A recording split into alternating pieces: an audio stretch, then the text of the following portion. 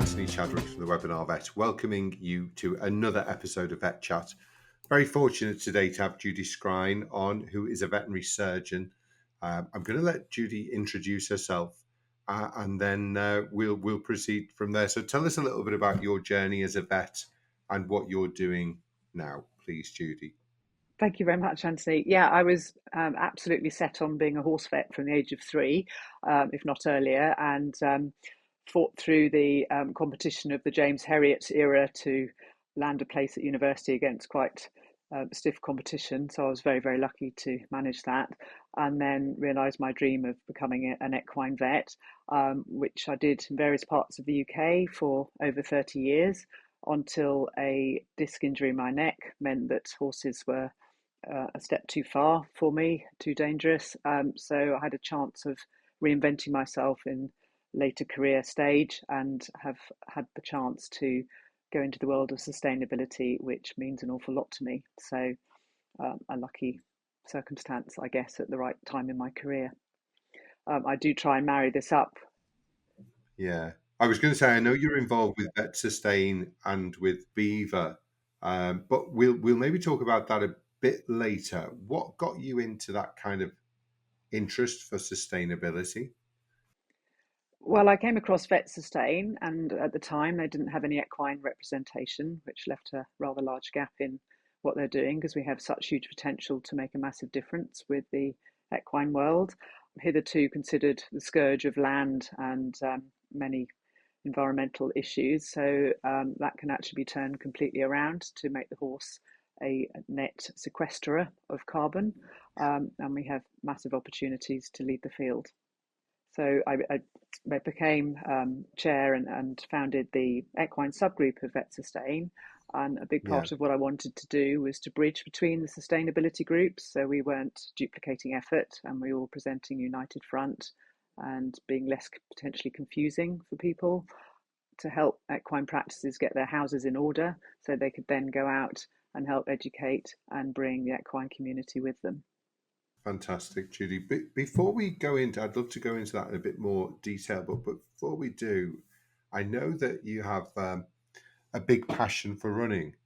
But a bit like me, not the distances that you're doing, but I love running in natural spaces because one, it's good exercise, but two, yesterday I was having a little jogger along the beach and I saw 8 cormorants coming into Seaforth Dock, and that sort of thing brings me real joy. You've taken that times 10x effect because you run marathons, but you've run them all over the world. And actually, tell us a little bit about that kind of story, how that started to develop, and what you've seen that's raised your spirits, but maybe also stuff that's maybe made you a bit depressed about our natural world at the moment, or the state of it. I do struggle with reconciling my love for travel with my sustainability journey. That is a tricky one, but I've been lucky to do a lot of traveling, and then started to combine it with my running. So I discovered that there was a running event at the North Pole. So my first crazy international marathon was running a mere 75 kilometres away from the geographic North Pole on sea Wow. ice, the only marathon run regularly, not on land. Yeah, Severe polar bear risk and minus 40 temperatures. So hard to imagine global warming at that precise time. But I've gone on to run in all sorts of crazy places. So I've run on Everest, where you see the rubbish that people have left in their quest to reach base camp and climb Everest. We were clearing bags full a day and carrying them back down with us. I have my own running group called Running the Seven Seas, which involves running an island marathon on each of the 7 oceans, and particularly Christmas Island, which was my Indian Ocean marathon. The rubbish on the beaches on that island is truly depressing. And I've met extreme climatic conditions pretty much everywhere I've gone. We had 20 years worth of rain when I was in Syria. Petra, we had a hot spell that made running a marathon very difficult because it was high 40s in the shade during the race, and we were not in the shade. Pretty much everywhere we've tried has had extreme weather conditions. Cape Town's been cancelled due to excessive windy weather. No, I actually was lucky enough to run in North Korea, which was fascinating in so many ways. But a country that is supposed to be a rice growing country was literally just brown. So I really don't know how they're supposed to grow rice when it's so dry there now. And the calorie consumption allowance per head was massively reduced while we were there. And they are a small, stunted race because they haven't got enough to eat. How did you manage to get into North Korea, and what was the event? The event was their only international sporting event, which was a marathon or a half marathon. But because of who their leader is, they set for me an unrealistic time for the full marathon. So I just did the half. But they did put on a big show for us as their international event. You go in via China. So all sorts of issues with what one ends up with on the passport. Whilst you don't have any evidence directly that you've been into North Korea, anyone that knows what they're doing will recognize the kickoff points from China to know that you've been there. So I now have to get visas for America rather than rely on a nester to travel there because I'm firmly on their naughty step. So we went in by air and I came out by train, which was fascinating, going right across North Korea on the train. What was the race in the capital, or? Yeah, in Pyongyang. Yeah, and we actually started in their football stadium and finished again in the stadium to a capacity crowd of North Koreans going absolutely nuts because they love the fact someone had come in from abroad to run their marathon. Yeah, It was an amazing fantastic. experience. Yeah. How did you avoid being eaten by a polar bear, Judy? Were you just too fast for them? No, we had to rely on bears that would run very slowly for a very long time, which, bearing in mind they're sprint animals, was not going to happen. We had big Russians with big guns all around the course. It was a lap course, and we went through the camp on each lap. We didn't actually see any polar bears, which was a great shame for me. I would love to have seen them. They'd had a mother with a cub in camp the day before we arrived, but they don't shoot the bears. They shoot the snow and ice in front of them to spray them with the snow Yeah. and ice and just drive them away. So nothing bad happens to the bears, but yeah, very serious risk. And it's really interesting. You're seeing those extreme weather events, but also, we're talking, and we're a bit obsessed about climate change. We've got a climate crisis, and I always say no, we have an environmental crisis because, of course, the plastic pollution that you saw at Christmas Island. I think there's the Great Pacific Garbage Patch that is 3 times the size of France. So these are massive problems, and yet in the next 20 years, we're supposed to be doubling our amount of plastic that we're producing. So that causes all sorts of problems as well. I mean, what was the islanders' attitude towards the plastic? Because presumably a lot of it is not being produced by them, but it's being carried on eddies to their shores. Exactly. Most of it is believed to come in from Indonesia, and it was very interesting seeing what that plastic waste was. And it was by far majority of it was plastic water bottles and soda bottles, Mm. and lids and such things. The locals, I think, were phlegmatic perhaps about it. They had massive cleanup operations to try and bring their beaches back to the pristine condition that they used to know. The island has, in a large part, been wrecked because it's one of the world's highest sources of phosphates from guano.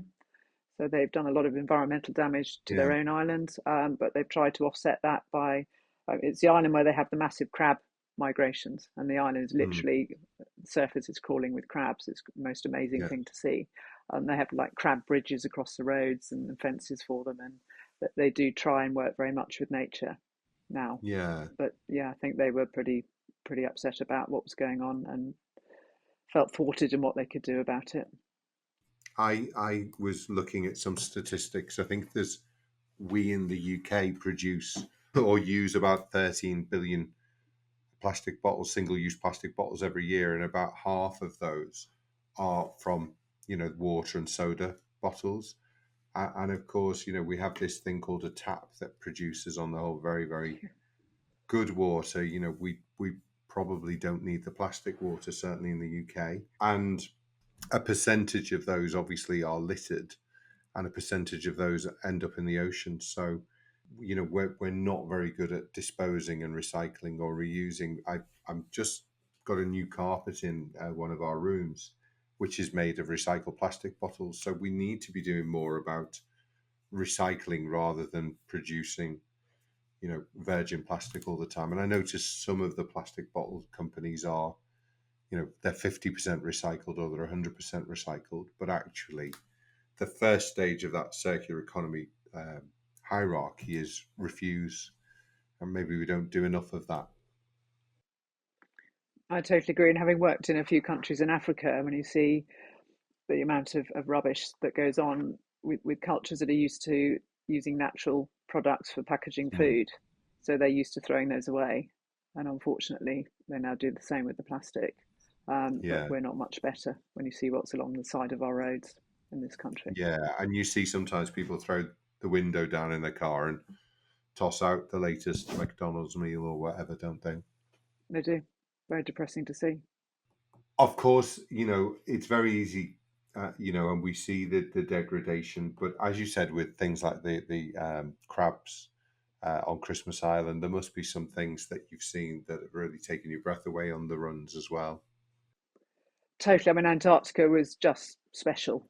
Just Mhm. the feeling, the cleanness of the air. It just, I will happily send some photos that Yeah, perhaps the viewers can see. But there's some mountains next to where we were running that looked like you could touch them, and they were well over 20 kilometers away.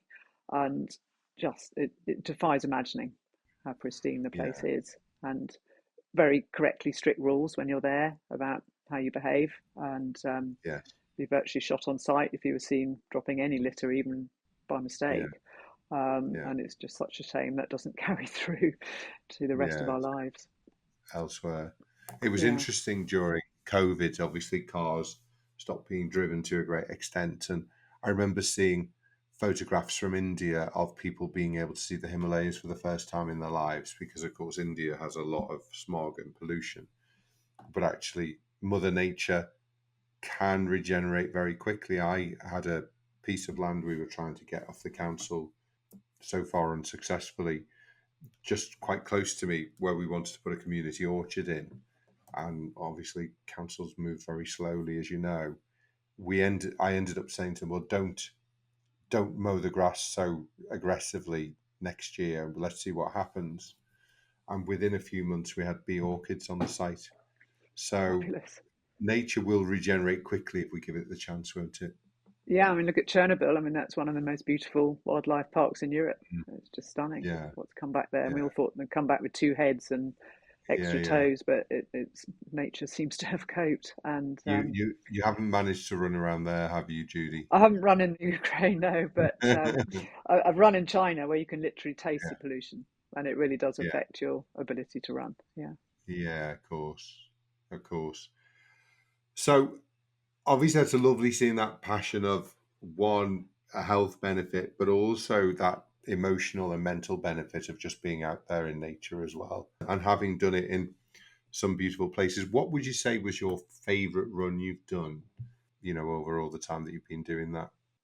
Depends when you ask me. Probably the North Pole because it was such a privilege to Yeah, go there. I mean, far fewer yeah, people have been to the North Pole than have been to the summit of Everest, so that really yeah, was amazing. But Everest, we started the marathon from the foot of the Khumbu icefall, and that is one of the most beautiful places at dawn you can ever imagine. mm, And I ran, I won't explain the reasons, they're very long and convoluted, but I ran against anyone else's better judgment with a yak bell, which by the end of 26.2 miles I was heartily sick of. But there was a point when I was on an arete of track with a train of yaks in front of me that I couldn't get past with all their yak bells and my yak bell, and it just and we're up above the cloud layer, and it was just the most spectacular thing you could ever imagine. wow.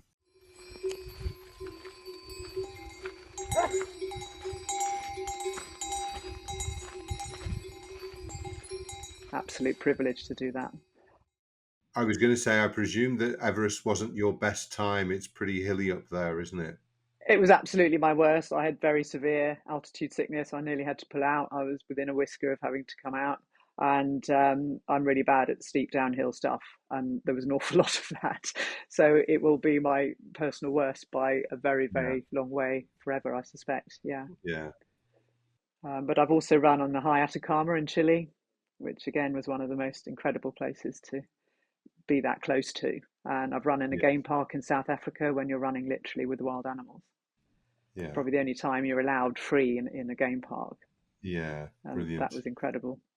Again, hopefully with guards with big guns just in case. Not as many as you might think, actually. And a Yeah. lion had killed on the track the night before. They knew exactly where the lions were. They were tracking them all. And the lioness with cubs killed literally on the marathon track. So they had to move the route.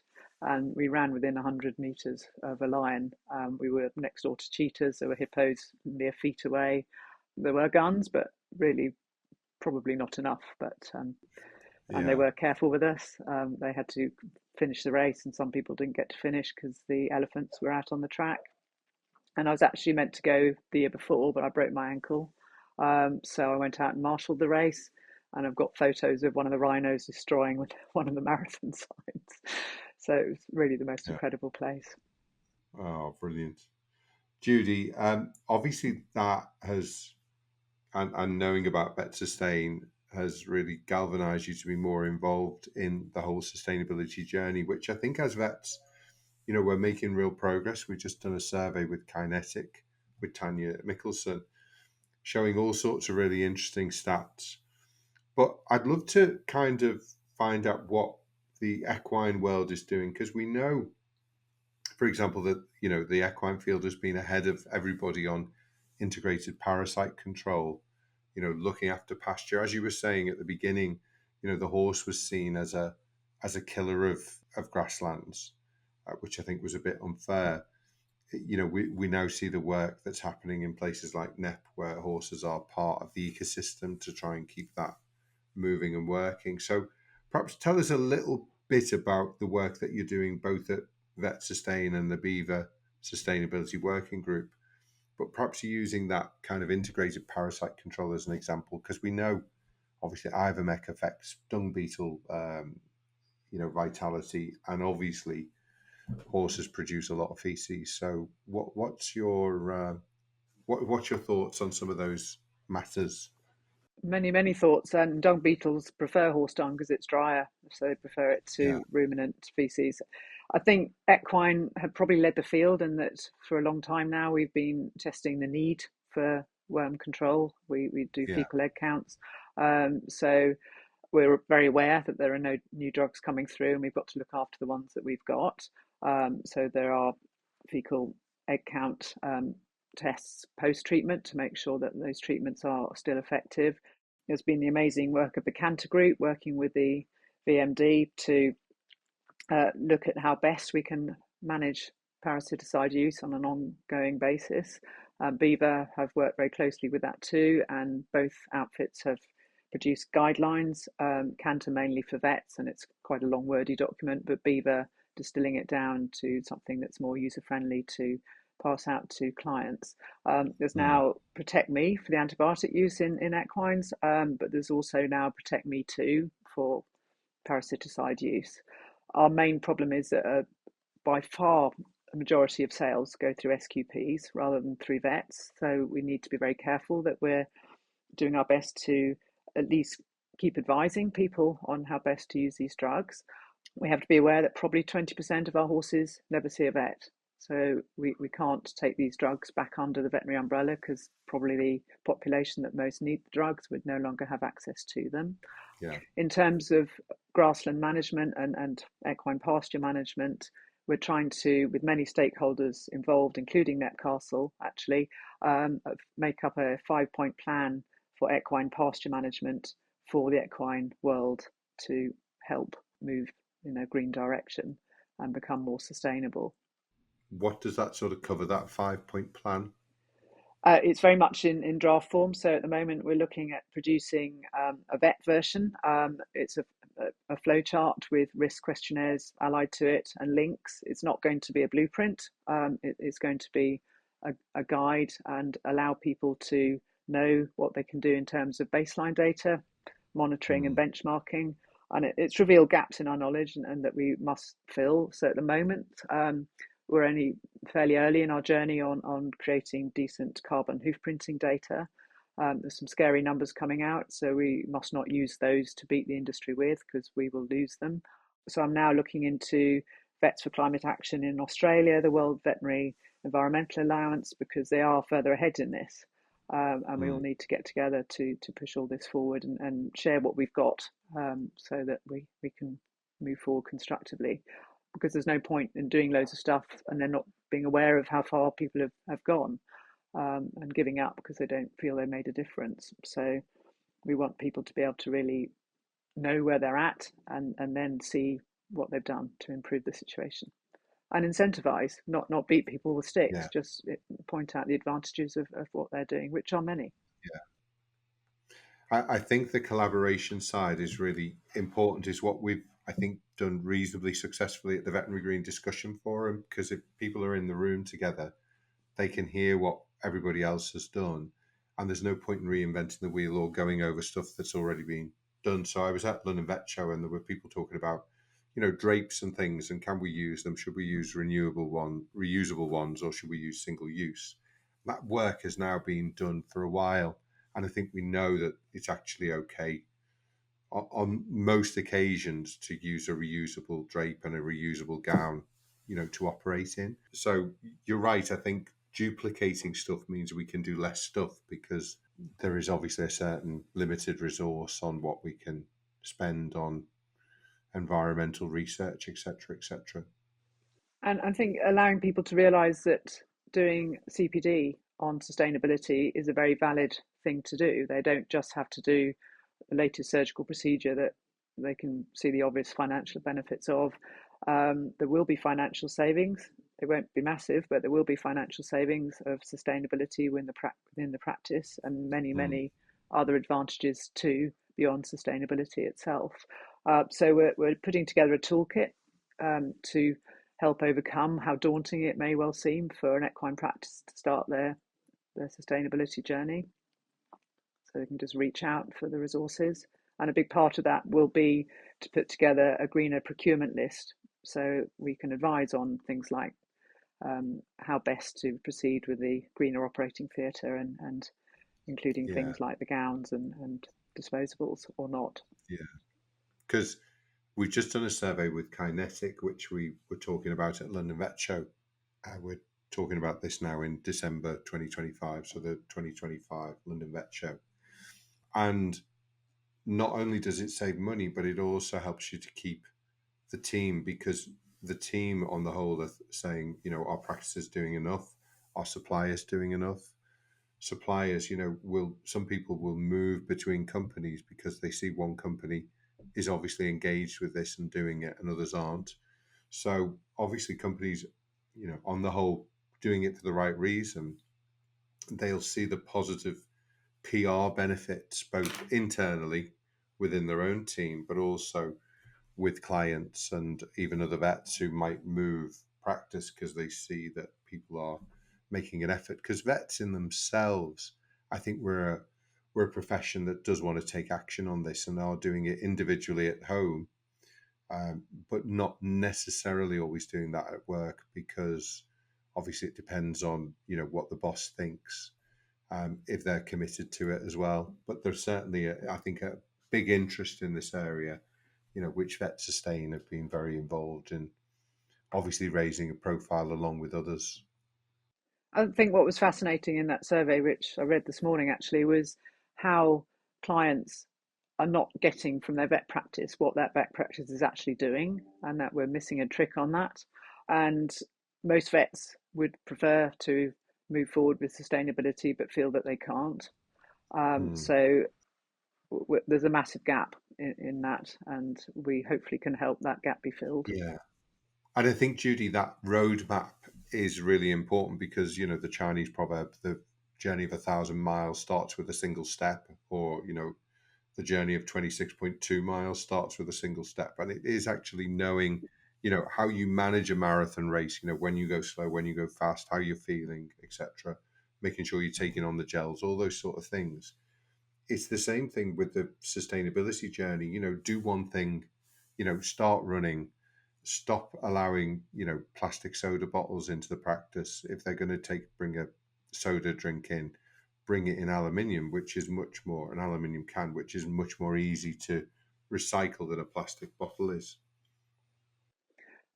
You're absolutely right. I did something called the World Marathon Challenge, 7 marathons, 7 continents, 7 days. And I was lucky enough to run with America's best ever marathon runner, Ryan Hall. And he was Mm, asked how he manages a marathon. And he was worry about the kilometre you're in. Don't think about anything else, just worry about the kilometre you're in. yeah, And that was exactly. great advice. Yeah, and it's the same for the sustainability journey, isn't it? Do that one thing, get that really sorted out, then do the next thing. And actually, you do accelerate because you start making more connections in your own head about how to manage it, but also you start talking to people. The little green team in your practice then becomes, a group that is really committed to this. And that enthusiasm, and as you say, carrot rather than stick, can then change other people. We have our green group, and everybody in the company has to have like a bit of a green issue that they're looking at for this month or this quarter. And again, not everybody will do it as much as others, but there is a understanding that this is an important part of what the business is trying to do to be more sustainable and to educate. It's the reason for the webinar, Vet, to educate about sustainability as well. I think it's very easy to feel completely overwhelmed and daunted by Mm, it just being so big. But yeah, easy early wins. And I love the Ben Fogel quote, where it's better for 100% of people to make 1% change than 1% of people make 100% change. yeah, And that way we can get everybody engaged and talking about it. Easy wins requiring low motivation, and then they'll lead on to things that require higher levels of motivation when people can see that the results are so significant and they are making a difference. fantastic.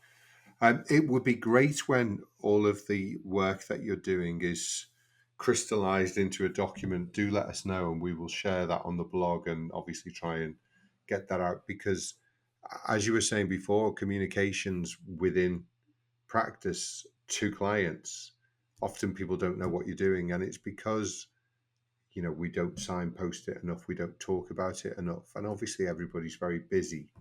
But I think this is an area that will actually win people clients because there's a lot of pet owners who are concerned about the environment. Interestingly, as you saw from the survey, not necessarily doing as much as the vets individually, but see it as a responsibility for business to do something about these issues, be it a big business or a small veterinary practice, because we can't really expect government to do much. Government moves very slowly, and I do think if we solve these problems, it's going to be the power of business and the individual that actually does it, and then government will jump on when they feel it's populist enough to put more funds and thoughts into it. Totally. And if I think if enough people realize the power they have in choosing what to buy and what not to buy and Mm, what to do with their waste streams, they have far more power than they think. mm, yeah. Judy, it's been great to speak to you. I've loved hearing all about the marathons. As an ex-marathon runner, I don't think I'm going to do any more, but I still love my running, or should I say jogging now. I think I've moved to be a jogger. Uh, just having that sense of the awe and the wonder and the beauty of creation is something that brings me a lot of joy when I go out for my. And actually, as I move more slowly now, I see more because I'm not afraid to stop to look at the stone chat or the waders that we get at the beach and things. So yeah, Yeah. really interesting to hear about those stories, but also want to congratulate you for the good work that you're doing in the equine field. Do keep it up, and obviously share some of those ideas, particularly around parasite control, into the farm and small animal fields, because I think the equine field have been doing fantastic work in this area. Thank you very much indeed. Will do. Cheers, Judy. Thank you so much for coming on the webinar, the podcast rather. And thanks everyone for listening, and hopefully see you on a podcast or a webinar